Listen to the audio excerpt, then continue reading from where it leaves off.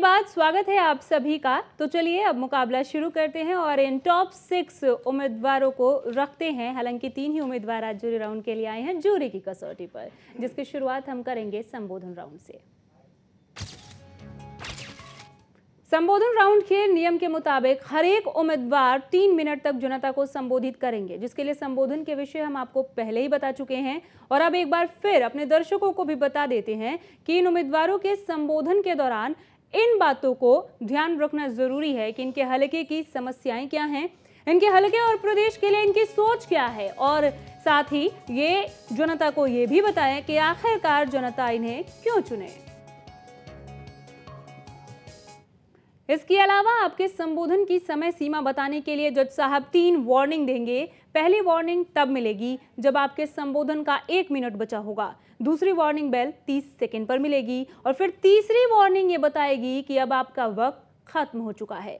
जज साहब आप जरा इस राउंड के बाकी के नियम समझा दीजिए। सभी प्रतिभागियों को कहना चाहूँगा कि हमारा ये जो शो है ये किसी भी पार्टी लाइन से हटकर है। आप अपने संबोधन के दौरान या सवालों के जवाब के दौरान आप किसी भी पार्टी से जुड़े हैं, कोई भी आपका लीडर है, ना आपको अपनी पार्टी का नाम लेना है, ना आपको अपने लीडर का नाम लेना है। आपको अपने बारे में बताना है, अपने क्षेत्र के बारे में बताना है।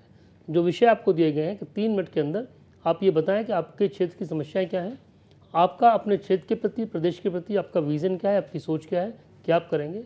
और तीसरा पॉइंट लोग छोड़ जाते हैं अक्सर प्रतिभागी कि जनता आपको क्यों चुने। इन तीनों जो बिंदु दिए गए हैं, तीनों बिंदुओं पर बात कहिए अपनी। कोई बात छूटेंगे तो जूरी आपके अंक काट लेगी। दूसरा, मैं जूरी साहब से भी कहना चाहूँगा कि जो विषय इनको दिए गए हैं उन विषयों पर ये फोकस करें, उसकी गुणवत्ता पर विशेष ध्यान दें। 30 राउंड के अंकों के बाद फिर सवाल जवाब का राउंड होगा, फिर आपका व्यक्तित्व और नेतृत्व क्षमता का राउंड होगा। टोटल 100 अंकों का ये है। 100 में से 55 अंक लेने आपको अनिवार्य हैं। अगर 55 अंक नहीं मिलते हैं तो हम ये मानेंगे कि आप इस एग्ज़ाम में फेल हो गए। तो उम्मीद है कि आप सभी उम्मीदवार ये समझ गए होंगे कि आपको तीनों विषयों पर विशेष ध्यान देना है कि आपके संबोधन में हलके की समस्याएं, आपका विजन और जनता आपको क्यों चुने, ये सब कुछ समाहित हो। तो चलिए शुरुआत करते हैं। जज साहब कुलवंत सिंह जी शुरुआत करेंगे, तैयार हैं आप? जी, अपना संबोधन शुरू कीजिए। आदरणीय ज्यूरी जज साहब व सभी गुला हल्का वासियों को नमस्कार। हल्का गुला में 17 वार्ड व 106 गांव हैं, इसलिए हमारा हल्का ग्रामीण व कृषि प्रधान हल्का है। अगर समस्याओं की बात करें तो हल्के में बहुत सी समस्याएं हैं, जैसे सड़कों की समस्या, डेरों ढानियों में बिजली की समस्या, गांव में पानी निकासी की समस्या, स्वास्थ्य केंद्र की समस्या। सबसे बड़ी समस्या बेरोजगारी की है, क्योंकि आज तक जितने भी विधायक रहे हैं, एक ओम प्रभा जैन जी को छोड़ के किसी ने दिल से हल्के के बारे में सोचा तक नहीं। कुछ ने तो हद ही कर दी। जब भी मुख्यमंत्री जी से नौकरी की मांग करते तो सबसे पहले अपने परिवार को लगाने की बात करते, चाहे वो डीएसपी की बात हो, प्रिंसिपल की, मैनेजर की या लेक्चरर की। मैं अपना विजन बताना चाहूँगा। लड़कियों के लिए एक अलग कॉलेज होना बहुत ज़रूरी है, जिससे सभी वर्ग के लोग अपनी बेटियों को पढ़ा सकें। वह हल्के में एक खेल स्टेडियम भी होना चाहिए, जिससे अंतर्राष्ट्रीय स्तर के खिलाड़ी तैयार हो सके। गुला हल्का में बसों के लिए बस डिपो की ज़रूरत है। रेलवे की बात करें तो कैथल गुला पटियाला को जोड़ा जाना बहुत ज़रूरी है। इससे व्यापारी भाइयों का व्यापार बढ़ेगा और रोजगार के नए अवसर प्राप्त होंगे। नहरी पानी की ज़रूरत है, क्योंकि कई गाँवों में नीचे का पानी ठीक नहीं है। यहाँ उच्च स्तर का अस्पताल भी जरूरी है, ताकि इमरजेंसी के समय लोगों को पटियाला या चंडीगढ़ ना जाना पड़े। जनता मुझे क्यों चुने? आज तक जितने भी विधायक रहे हैं वो जनता की उम्मीदों पे खरे नहीं उतरे। भ्रष्टाचार व लूट सूट की राजनीति की है और तानाशाह राज किया है।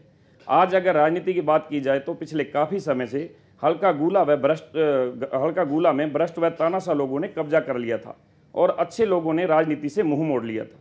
अच्छे लोगों के बिना बदलाव की आशा नहीं की जा सकती, इसलिए मैंने राजनीति में कदम रखा और गुला के लोगों को उनके अधिकारों के प्रति जागरूक किया, ताकि राजनीति को एक नई दिशा मिल सके। पिछले चुनावों में गुला के लोगों ने मुझे आज़ाद उम्मीदवार के तौर पे 22,000 वोट देकर मेरे आत्मविश्वास को और बढ़ा दिया है। मैं भगवान से प्रार्थना करता हूँ कि मुझे शक्ति दे, ताकि मैं लोगों के विश्वास पर खरा उतरूँ तथा पुराने सभी भ्रष्टाचारी नेताओं से मेरी अलग पहचान हो। मैं एक शरीफ व साधारण परिवार से संबंध रखता हूँ। मैं राजनीति में योगदान देना चाहता हूँ। मैं ईमानदार हूँ, पढ़ा लिखा हूँ, योग्य हूँ। लोग मेरे बारे में जानते हैं, क्योंकि मैं लोगों के सुख दुख में शामिल होता हूँ। मैं चाहता हूँ कि गुला हल्का के लोग तानाशाह विधायक की बजाय एक सेवादार नौजवान विधायक ही चुने। जिस उम्मीद से लोग मेरे पर विश्वास कर रहे हैं, मैं उस उम्मीद को कभी टूटने नहीं दूंगा। और गुला हल्का अच्छी तरह मुझे जानता है, क्योंकि मैं लोगों के जब दुख सुख में जाता आता हूँ, लोग अपनी लोग अपनी बात रखते हैं, क्योंकि आज तक जो विधायक रहे हैं उन्होंने अपने ही परिवार बढ़ावा दिया है आगे। तो इसीलिए मैं तो यही कहूँगा कि अच्छे आदमी को लोग, जनता सब जानती है, और ये ज़्यादा टाइम नहीं है, बस आपके सामने है, वक्त चुनावों का आ गया है और जनता दूध का दूध और पानी का पानी कर देगी। Thank you. चलिए, एक उम्मीदवार का संबोधन यहाँ पर पूरा हुआ। नरेश ढांडे जी, अब आपकी बारी, आप तैयार हैं? मैं जूरी साहिबान को एक बात कहना चाहूँगा और प्रतिभागियों को भी, हमारे शो के दौरान पढ़ के जो बोलना है वो अलाउड नहीं है। आपने पढ़ के बोला है तो आपके निश्चित तौर पे आपके जो अंक हैं इसमें वो आपको, उसमें आपको नुकसान होगा। नरेश ढांडे जी, पढ़ के बोल सकते अगर हैं, अगर नेता 3 मिनट भी बिना पढ़े नहीं बोल सकता है तो मुझे लगता है कि शायद वो नेतागिरी करने में कहीं संकोच है। नरेश ढांडे जी, बिना पढ़े भी बोल सकते हैं, लेकिन वो ये था पढ़ सकते हैं, इसलिए मैंने रख लिया। आप पॉइंट्स लिख के लाना अलग बात है, पूरा पढ़ना। नरेश ढांडे जी, संबोधन शुरू कीजिए। नमस्कार जी, नमस्कार जूरी जी, और नमस्कार मेरे हलके के सभी निवासियों को मेरा, कि जिनकी बदौलत, जिनके प्यार और स्नेह से मैं आपके शो तक पहुंचने में कामयाब हुआ, कि उन लोगों का प्रेम प्यार मेरे प्रति या हमारे परिवार के प्रति जो उन्होंने दिखाया, और मुझे अच्छी छवि के और अच्छे भाई के नाते जो अंक दे करके आप लोगों के बीच में बिठाया। तो मैं इस शो के माध्यम से जो मेरे हलके की समस्या है, हमारा हलका बड़ा पिछड़ा हुआ हलका है और पंजाब की सीमा से सटा हुआ है और हमेशा से उपेक्षा का शिकार रहा है, क्योंकि यहाँ पर हमारे हलके को, अगर मैं ये कहूँ कि हमारे हलके को धान का कटोरा भी कहा जाता है, क्योंकि यहाँ पर धान की खेती बड़ी अच्छे स्केल पर होती है। और मेरे हलके के यहाँ पर किसानों की समस्याएं बहुत भारी समस्याएं हैं, क्योंकि हमारे यहाँ बीच में से गग्गर की नदी निकलती है जो हमेशा उफान पे रह करके तबाही का काम करती है। जब वो उफान पे होती है तब भी हमें तबाही देती है, और जब वो शांत होती है तब भी मेरे किसान भाइयों को वो तबाही देने का काम करती है। उसका कारण भी है, उसका कारण एक ये है कि जब वो उफान के ऊपर होती है तो वो पानी फैल करके फसलों को नुकसान पहुंचाता है, और जब वो शांत होती है तो उसके अंदर तरह तरह के केमिकल से युक्त पानी, जो फैक्ट्रियों का पानी है या गंदा पानी है, वो पानी आकर के मेरे हलके की सारी ज़मीन की जो उपजाऊ शक्ति है उसको ख़त्म करने का काम ये कर रहा है। क्योंकि हमारे हलका पंजाब से सटा होने के कारण एक साइड इसमें बंद बना हुआ और दूसरी साइड जो है ये बिल्कुल खाली है, और वो जो पानी है उसकी निकासी जो है वो निकासी ठीक प्रकार से नहीं है। तो ये एक बहुत बड़ी समस्या है। दूसरी समस्या मेरे हलके की समस्या जो है वो है गर्ल कॉलेज की। शिक्षा के स्तर में हम बहुत पिछड़े हुए हैं। यहाँ पे बड़े पुराने समय से डिमांड है कि गर्ल कॉलेज हमारे इलाके में होना चाहिए, पूरे हलके की ये डिमांड है। और जहाँ तक ट्रांसपोर्टेशन की बात है, ट्रांसपोर्टेशन के मामले में भी मेरा हलका बहुत पिछड़ा हुआ है, क्योंकि पहले यहाँ पर ट्रांसपोर्टेशन का काम बहुत ठीक था, लेकिन जब से ये 10 साल से पिछली सरकारों का काम गया है, इन्होंने रूट चेंज करके हमें इस प्रदेश से और देश से काटने का काम किया है। और जो ये क्वेश्चन था कि जनता मुझे क्यों चुने, जनता से मैं तो एक ही बात कहता हूँ कि मैं हमेशा जनता के बीच में बैठ कर के राजनीति करने वाले हैं, क्योंकि हमारा परिवार इस राजनीति से, गोला विधानसभा क्षेत्र की राजनीति से 1982 से जुड़े हुए हैं, और ये जनता का प्रेम प्यार है कि आज तक हमें राजनीति में उन्होंने बरकरार रखा है। 20 सेकंड है आपके पास अभी। अच्छा जी, तो मैं जनता से ये भी कहना चाहूँगा, मेरे हलके की जनता से, कि आने वाला समय जो चुनाव का होगा उसके अंदर आप लोग उम्मीदवार हमेशा बढ़िया तो आप लोग चुनते ही हो, लेकिन वो आपकी उम्मीदों पर खरे कहीं उतरे हैं, खरे कहीं नहीं उतर पाए हैं। लेकिन इस बार का चुनाव बड़ा गंभीर चुनाव है। बड़े समय यही समाप्त होता है जी।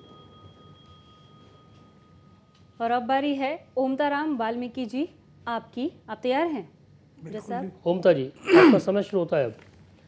आदरणीय जूरी साहिब, जूरी के सदस्य साहिबान, जज साहिबान और मेरे हल्का गुला के मेरे सभी साथियों, मैं हल्का गुला के बारे में आपसे मोटी मोटी 2-4 बातें करूंगा। बाकी साथियों ने बताया, मैं इनकी बातों से कईयों से सहमत हूं। जूरी साहिबान, मेरे हल्के में गुला हल्का कैथल से निकलते स्टार्ट हो जाता है और पंजाब के बॉर्डर तक लगता है।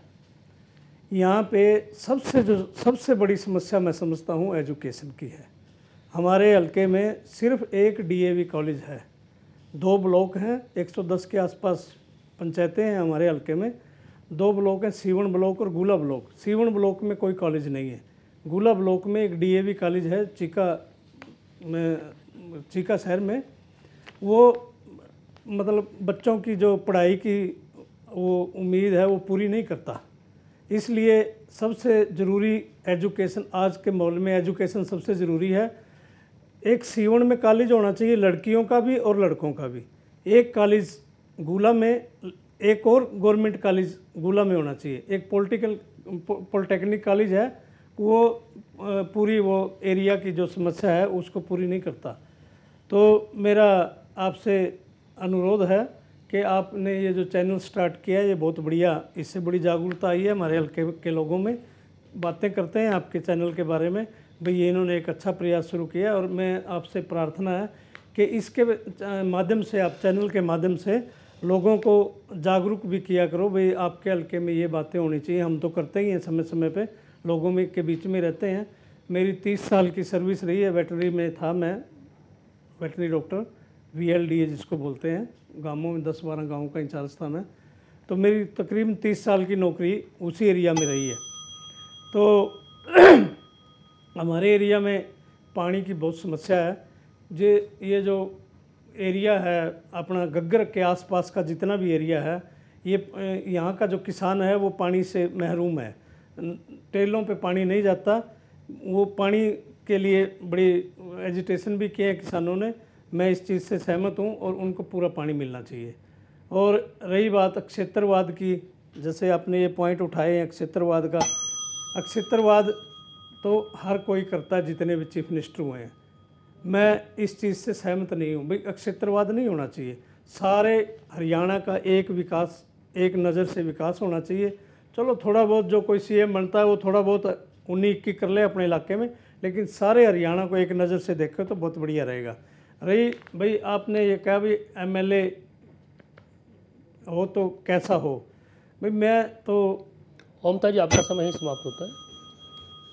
और इसी के साथ ही संबोधन राउंड यहाँ पर समाप्त होता है। वक्त भी हो चला है एक छोटे से ब्रेक का।